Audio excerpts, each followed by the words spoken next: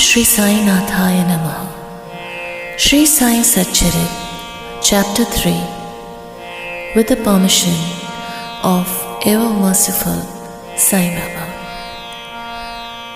In this chapter, we will discuss Sai Baba's sanction and promise, assignment of work to devotees, Baba's stories as beacon light, his motherly love, Rohila's story, his sweet and nectar-like words, Sai Baba's sanction and promise. As described in the previous chapter, Sai Baba gave his complete assent to the writing of the Satcharit and said, I fully agree with you regarding the writing of Satcharit. You do your duty, don't be afraid in the least. Steady your mind and have faith in my words. If my Leelas are written, the avidya will vanish, and if they are attentively and devoutly listened to, the consciousness of the worldly existence will abate, and strong waves of devotion and love will rise up. And if one dives deep into my Leelas, he would get precious jewels of knowledge. Hearing this, the author was much pleased, and he at once became fearless and confident and thought that the work was bound to be a success. Then, turning to Shama, Madhavrao Deshpande, Sai Baba said, If a man utters my name with love, I shall fulfill all his wishes, increase his devotion. And if he sings earnestly my life and my deeds, him I shall beset in front and back and on all sides. Those devotees who are attached to me heart and soul will naturally feel happiness when they hear these stories. Believe me that if anybody sings my Leelas, I will give him infinite joy and everlasting contentment. It is my special characteristic to free any person who surrenders completely to me and who worships me faithfully and who remembers me and meditates on me constantly. How can they be conscious of worldly objects and sensations, who utter my name, who worship me, who think of my stories and my life, and who thus always remember me? I shall draw out my devotees from the jaws of death. If my stories are listened to, all the diseases will be got rid of. So, hear my stories with respect and think and meditate on them. Assimilate them. This is the way of happiness and contentment. The pride and egoism of my devotees will vanish. The mind of the hearers will be set at rest, and if he has wholehearted and complete faith, he will be one with supreme consciousness. The simple remembrance of my name as Sai Sai will do away with the sins of speech and hearing. Different works assigned to devotees. The Lord entrusts different works to different devotees. Some are given the work of building temples and mutts or ghats on rivers. Some are made to sing the glories of God.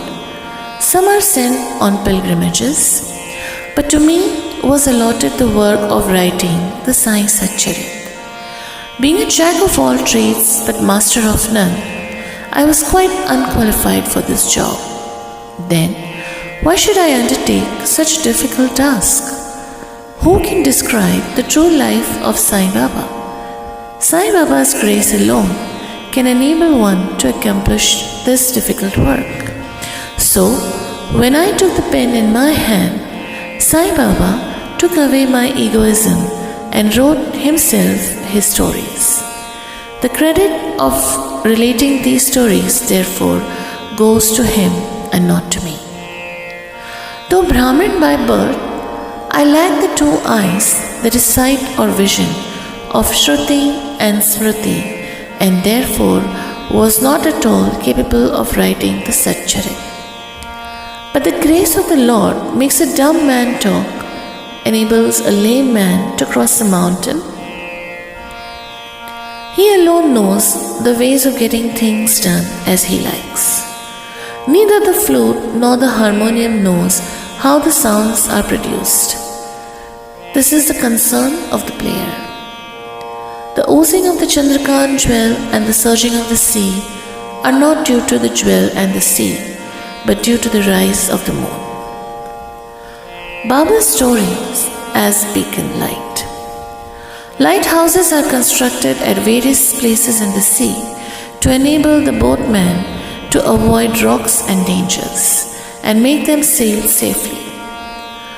Sai Baba's stories serve a similar purpose in the ocean of worldly existence. They surpass nectar and sweetness and make our worldly path smooth and easy to traverse. Blessed are the stories of the saints when they enter our hearts through the years. The body consciousness or egoism and the sense of duality vanish. And when they are stored in the heart, doubts will evade, pride of the body will fall, and wisdom will be stored in abundance. The description of Baba's pure fame and the hearing of the same with love will destroy the sins of the devotees and therefore is a simple sadhana for attaining salvation. The sadhana for Krita age was Samnam, for Treta age sacrifice, for Dwapar worship, and for Kali, which is the present age, it is singing of the name and glory of the Lord. This last sadhana is open to all the people of the four varnas. The other sadhanas, that is Yog, Tyag, Dhyan, and Dhyan Dharana, are very difficult to practice, but singing and hearing the stories of the glory of the Lord is very easy. We have only to turn our attention towards them. The listening and singing of the stories will remove the attachment to the senses and their objects and will make the devotees dispassionate and will ultimately lead them to self-realization. With this end in view, Sai Baba made me write his stories Satcharit.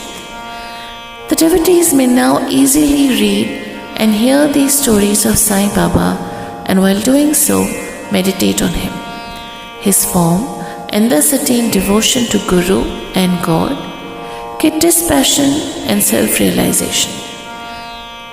In the preparation and writing of this work Satcharit, it is Sai Baba's grace which has accomplished everything, making use of me as a mere instrument.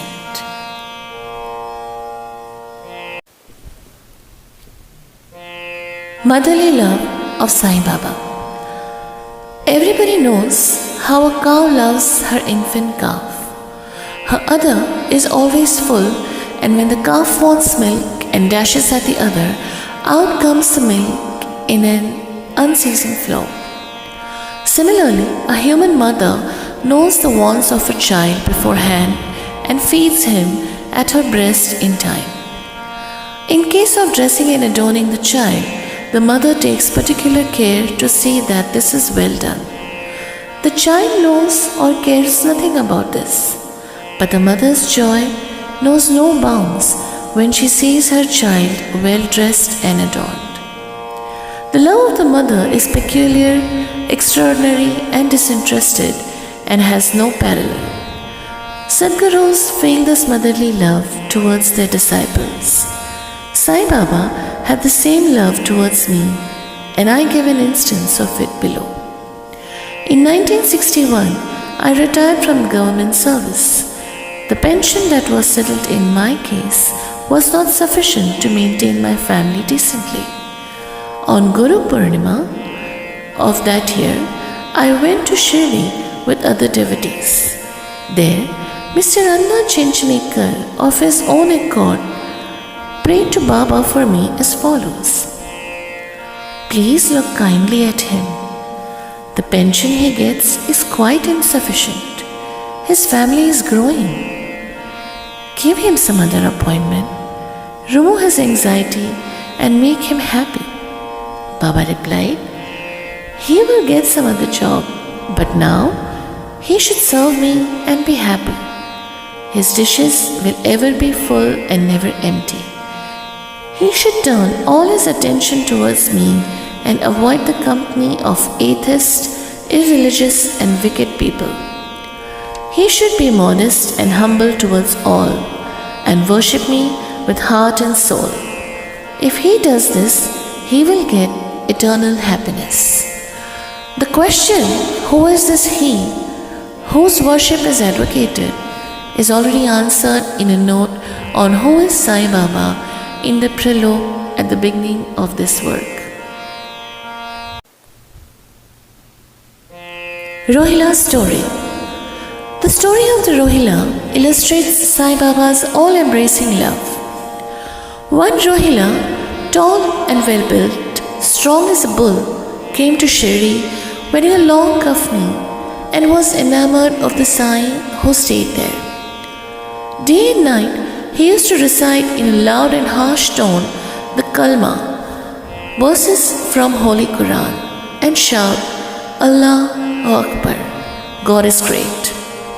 Most of the people of Shirdi were working in their fields during the day, and when they returned to their homes at night, they were welcomed with the Rohila's harsh cries and shouts.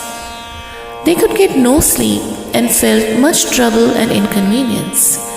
They suffered this nuisance for some days in silence, and when they could not stand it no longer, they approached Baba and requested him to check the Rohila and stop the nuisance.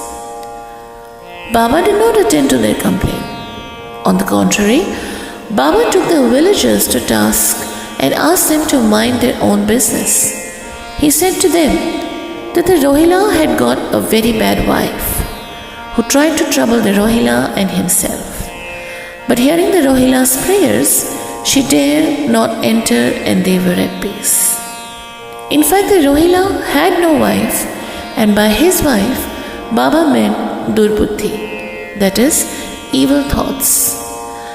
As Baba liked prayers and cries to God better than anything else, he took the side of Rohila and asked the villagers to wait and bear with the nuisance, which would abate in due course. Baba's sweet and nectar-like words. One day at noon, after the Aarti, devotees were returning to their lodgings when Baba gave the following beautiful advice. Be wherever you like, do whatever you choose. Remember this well, that all that you do is known to me. I am the inner ruler of all and seated in your hearts. I envelop all the creatures, the movable and immovable world. I am the controller, the wire puller of the show of this universe. I am the mother, origin of all beings. The harmony of three gunas, the propeller of all senses, the creator, preserver and destroyer. Nothing will harm him who turns his attention towards me, but Maya will lash or whip him who forgets me. All the insects, ants, the visible, the movable and immovable world is my body or form. Hearing these beautiful and precious words, I at once decided in my mind to serve no man henceforth but my Guru only. But the reply of Baba to Anna Chanchnikar's query, which was really mine, that I would get some job, began to revolve in my mind, and I began to think whether it would come to happen. As future events showed, Baba's words came true and I got a government job, but that was of short duration. Then I became free and solely devoted myself to the service of my Guru, Sai Baba. Before concluding this chapter, I request the readers to leave out the various hindrances, that is, indolence, sleep, wandering of mind, attachment to the senses, etc., and turn their whole and undivided attention to these stories of Sai Baba. Let their love be natural. Let them know the secret of devotion. Let them not exhaust themselves by other sadhanas. Let them stick to the simple remedy that is listening to Sai Baba's stories. This will destroy their ignorance and will secure for them salvation. A miser may stay at various places, but he constantly thinks of his buried treasure. So, let Sai Baba be enthroned in the hearts of all. In the next chapter, I shall speak of Sai Baba's advent in Shri. Bow to Shri Sai. Peace be to all. Om Shri Sai Nathaya Namaha.